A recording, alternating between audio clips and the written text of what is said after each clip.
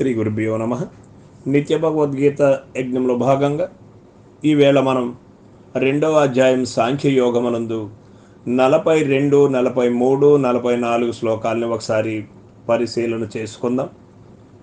యామిమాం పుష్పితాం వాచం ప్రవదంత్య విపచ్చితః వేదవాదరతాః పార్థ నాన్యదస్తి వాదినః కామాత్మానః స్వర్గపరా జన్మ కర్మ ఫలప్రదాం క్రియా విశేష బహుళాం భోగైశ్వర్య గతిం ప్రతి భోగైశ్వర్య ప్రసక్తానాం తయాపకృతచేతసాం వ్యవసాయాత్మికా బుద్ధి సమాదౌ న విధీయతే.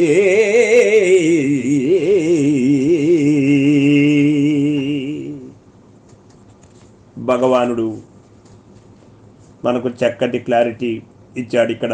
ఓ అర్జున,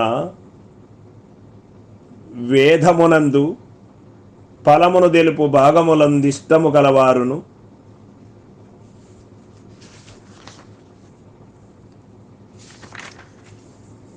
చక్కగా ఎట్లా తెలుసుకుంటారు అని చెప్పాడు. స్వర్గాది ఫలితముల కంటే అధికమైనది వేరొకటి ఎద్దియు లేదని వాదించువారును, విషయ వాంఛలతో నిండిన చిత్తము గలవారును, స్వర్గాభిలాషులనగు అల్పజ్ఞులు జన్మము కర్మము తత్ఫలము నొసొంగనదియు భోగైశ్వర్య సంపాదనకై వివిధ కార్యకలాపములతో కూడినదియు ఫలశూన్యమైనదియునగు ఏ వాక్యమును చెప్పుచున్నారు దానిచే అపహరింపబడిన చిత్తము కలవారును, ఆ వాక్యమును నమ్మి దృశ్య వ్యామోహమునందు పడువారును, భోగైశ్వర్య ప్రియులునగు జనులకు దైవ ధ్యానమందు అనగా సమాధి నిష్టయందు నిశ్చయమైన ఏకాగ్రమైన బుద్ధి కలగదు అని చెప్పాడు భగవానుడు. ఈ యొక్క 3 శ్లోకముల ద్వారా చక్కటి సందేశాన్ని ఇచ్చాడు. మనం గమనించగలిగేటువంటి నిశ్చయ బుద్ధి మనకు కలిగి ఉంటే అరటి పండు వలిచి పెట్టినట్టు ఇచ్చాడు మనకు ఈ శ్లోకముల ద్వారా. పుష్పితాం వాచం అనగా ఫలప్రదము కాని వాక్యములు, లోన ఫలము లేనట్టి మోదగు బంతి మొన్నగు పుష్పములను బోలినవి అని ఇక్కడ మనకి ఉదాహరణ ఇచ్చాడు. పైకి సొగసుగా కనిపించి లోన సత్తువ లేనివి, మోక్షమను ఫలము నివ్వనట్టి కామ్య కర్మాదులం గూర్చిన వాక్యములని ఇక్కడ భావము మనకు తెలియబడుతుంది. ప్రవదంతి వదంతి అని చెప్పక ప్రవదంతి అని చెప్పుటచే సారహీనములకు తమ వాక్యములను వారు అధికముగా పలుకుచుందురని అర్థము ఇక్కడ మనకు తెలియబడుతుంది. అవిపచ్చితః అవివేకులు, అల్పజ్ఞులు, కామ్య కర్మాదులను చేయువారు, స్వర్గాది భోగములను అభిలషించువారు తెలివి తక్కువ వారని ఇక్కడ చెబుతూ ఉన్నారు. ప్రియాత్మస్వరూపులారా, మనమందరూ గమనించాలి. దేనికోసమైతే మనం పాకులాడుతూ ఉన్నామో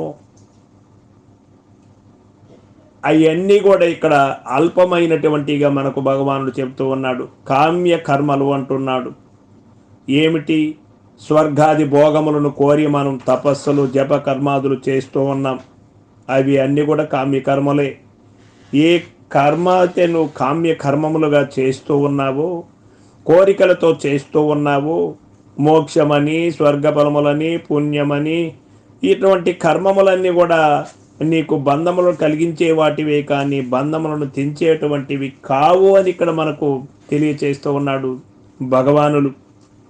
కావున ఎంతటి మహాపండితుడైనను వేదవేత్త అయినను కామ్య బుద్ధి కలిగి స్వర్గాది భోగములు నపేక్షించిన వాడైనచో పరమార్థ దృష్టి ఎందు అతడు వట్టి అవివేకి ఎగుతున్నాడు. అవివేకి అయినటువంటి వాడికి వివేకము ఎట్లా లభ్యమవుతుంది? అట్టి వారి కనువిప్పు కొరకై భగవానుడి ఈ వాక్యములను చెప్పుతున్నాడు అని మనకు తెలియబడుతుంది. మరియు స్వర్గాదులను గూర్చి అచట భోగములను గూర్చి భగవానునికి ఎట్టి అభిప్రాయము కలదో ఈ శ్లోకములందు వెల్లడియగుతున్నది.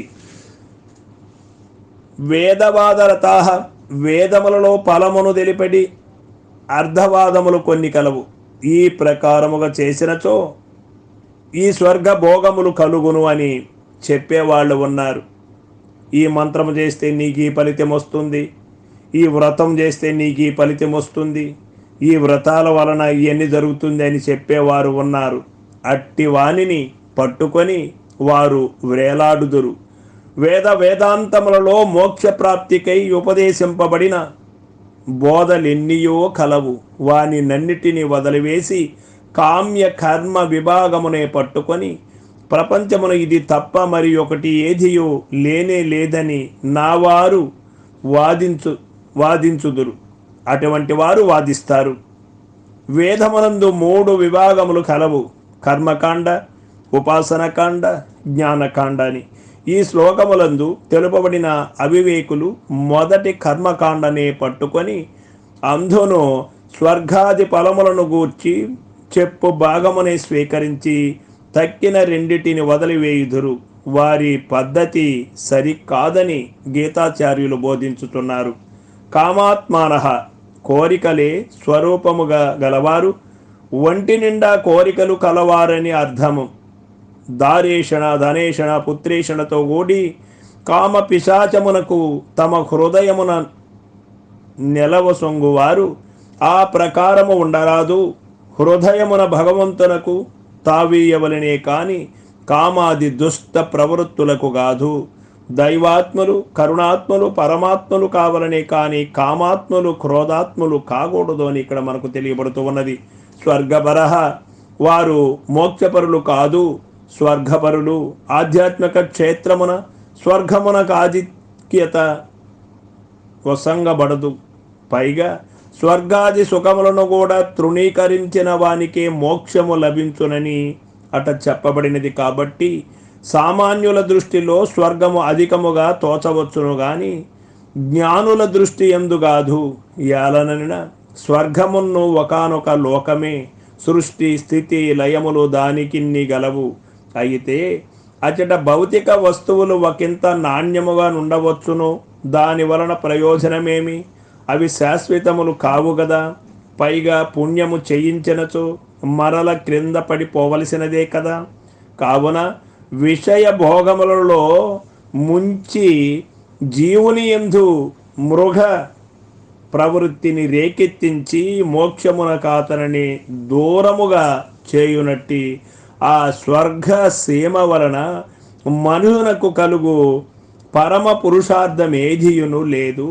విజ్ఞులకు వారు ఆ దానిని ఆశింపరు, పైగా దానిని బంధకరముగా భావింతురు.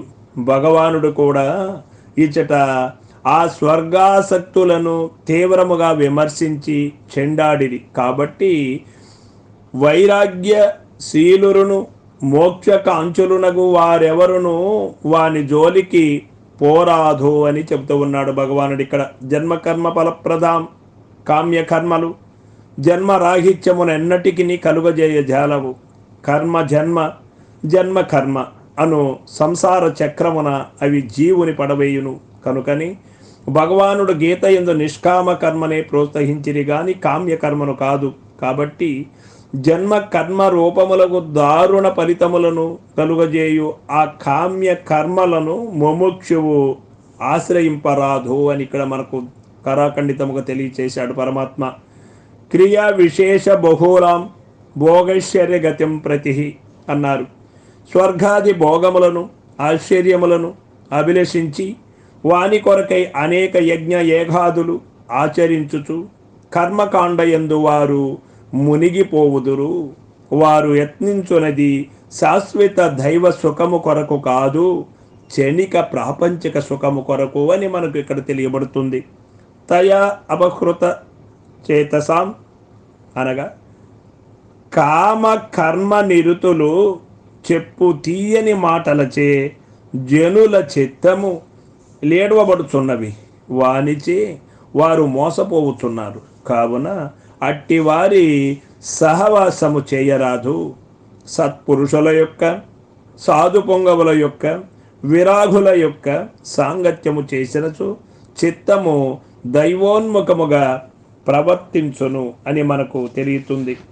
చీనే పుణ్యే మత్యలోక విశంతి. ఏ పుణ్యకర్మములు చేసి నీవు ఫలాన్ని పొందావో, ఏ మోక్షాన్ని అయితే పొందావో, అది ఆ మోక్షగామి మోక్షలోకం పోయి ఆ ఫలాన్ని అనుభవించి నువ్వు చేసిన పుణ్యము క్షీణించగా మళ్ళీ భూమిపైన మానవుడిగా జన్మించి జన్మరాహిత్యం చేసుకోవాలి. తెలివైనటువంటి వాడికి ఇంత దూర ప్రయాణం అవసరం లేదు.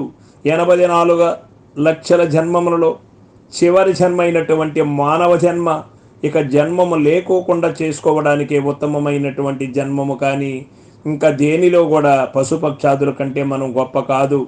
ఈ జన్మం ఇంతటితోనే ఇక జన్మము లేకుండా చేసుకోవడమే మనకు చివరి లక్ష్యంగా ఇక్కడ మనకు తెలియబడుతుంది.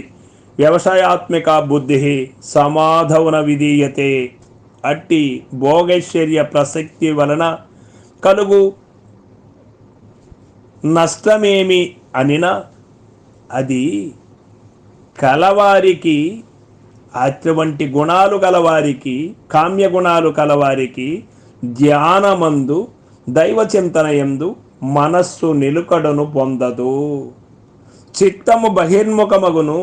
అట్టి వారికి సమాధి స్థితి ఎన్నడను సిద్ధించదు. గాలి వీచుచున్నప్పుడు దీపమెట్లు మహా చంచలముగా నుండునో వారి చిత్తమును అట్లుండును. దానిచే అశాంతిచే సుఖ వియోగము వారికి కలుగును. కావున మోక్షమునకు అత్యవశ్యకమైనట్టి ధ్యాన నిష్ట చక్కగా జరుగుట కొరకై చిత్తమును విషయ భోగములపైకి పరుగుడనీయక చూడవలయను అని భగవానుడు ఇక్కడ మనకు తెలియచేస్తున్నాడు. భోగైశ్వర్య ప్రసక్తి వలన కలుగు నష్టమేమి అన్నప్పుడు దానిచే దైవ ధ్యానమందు మనస్సు నిలువదు. దైవ ధ్యానమందు మనస్సు నిలువనప్పుడు నీవెవరో నీకు తెలియబడదు. ఈ యొక్క జనన మరణ చక్రములలో కొట్టిమిట్టాడుతూనే ఉండవలసినదే. కాబట్టి కామ్య కర్మములను పూర్తిగా త్యజించి మనస్సును ఏకోన్ముఖం చేసి ఒక కాన్సంట్రేషన్ గురు పాదముపై ఉంచి గురు పదములను మరువనటువంటి వాడికి జన్మ రాహిత్యము తథ్యం, భ్రాంతి రాహిత్యము తథ్యం. సర్వం సద్గురు పాదార్పణమస్తు. జై గురుదేవ.